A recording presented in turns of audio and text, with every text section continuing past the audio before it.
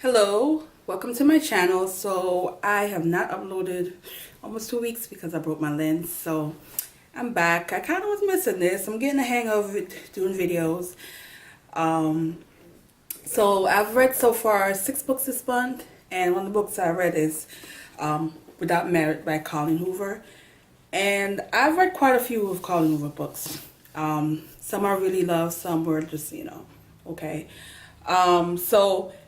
Initially when I noticed that she was coming out with a book, I wanted to grab it, but I really didn't read the synopsis to see what it was about. So I was a little surprised that it is a family drama.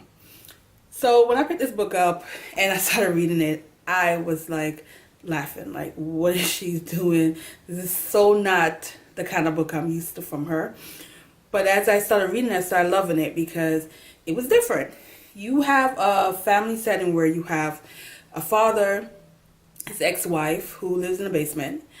They have 3 kids, a set of twin girls who were married, who was a narrator of the book, and also an older son.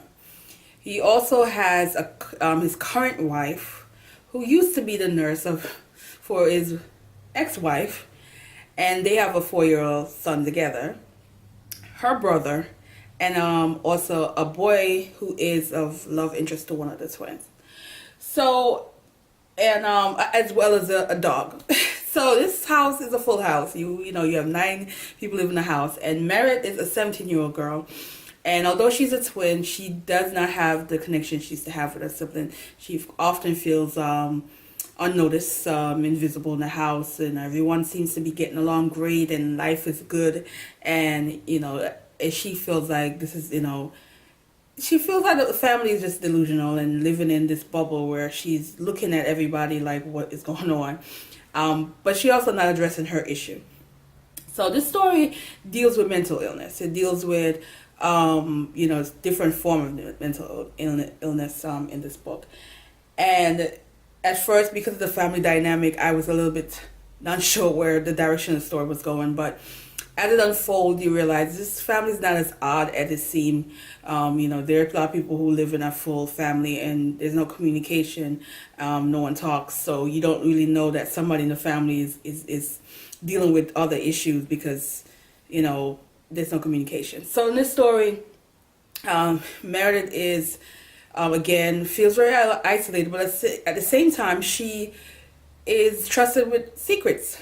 Some were told to her, and others she found out by accident or event that happened. And one day she had a breakdown and exposed everyone's secrets, which forced the family to actually start communicating and being honest with each other. Which is one of the things I loved about this story. It wasn't based on solving a problem. It was based on, let's talk. Let's deal with our issue. No matter how bad some of the issues are, let's talk. And also, let's be truthful. You have a father in this story who's to me, at first he just seemed like he was very naive and not really, in terms of bad parenting at times. And, but he wasn't being honest with himself or with the family of his struggles. And so that was exposed, and, as well as the other children in the house and the ex-wife, as well as the wife issues. And I thought that was good. I love stories like this where it doesn't so much focus on solving, but more of let's talk, let's communicate. And that's a lot of issues that people don't realize, that when it comes to mental illness, a lot of time some people just want to talk and want to be able to be heard and be seen. And I like that she focused on that in this book. And even though the setting is a little dramatic, but sometimes that's the setting of some people. Mental illness comes in different form. Not everybody has it where it seems so, small and not chaotic. This is a chaotic family, and there's some people that have mental illness that lives in a chaotic family and an unusual family setting. So I love this book. It's a quick read. I found that I sat down and was just didn't want to put it down because it was interesting. What I love is one of the characters in the book is very artistic, and so you get a couple of drawings in here, and things that that was drawn and talked about in the book. It's several in here, and which kept the book interesting and visual. And I love the cover. The cover really described his family very well. But I do recommend it. Colleen Hoover is a hit or miss with a lot of people, but I do feel like she did a great job with talking about mental illness in a different way. So anyways, thanks for checking out my review.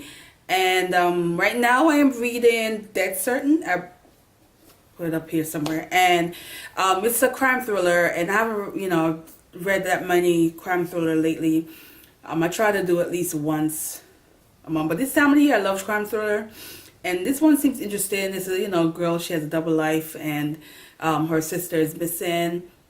So there's like sister had wrote a book, and it's supposed to be not really a fiction, so it's supposed to tell a lot of things that her sister didn't that she didn't know about her sister. So we'll see. I'll definitely give you an update on this book, and that's probably what I'm going to do all weekend, is probably read this book and hang out, relax, and enjoy this fall weather. Not really, but enjoy this fall weather.